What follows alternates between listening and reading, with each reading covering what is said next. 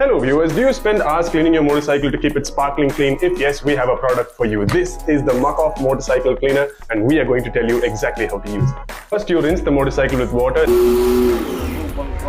and you take this thing that comes along with the bottle, screw it in.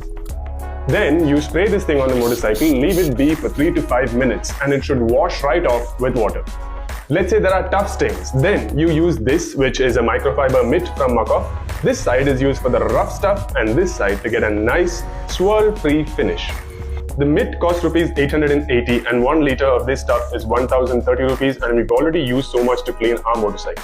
Now this is expensive, yes, but these are premium products from a premium brand with high levels of quality. If you want to buy Muc-Off products, bigbadbikes.com are the people who can get you these products because these are straight from the UK and they are the exclusive retailers. That brings us to the end of the review. If you have any questions, do leave them in the comments. This is Joshua Verghese signing off.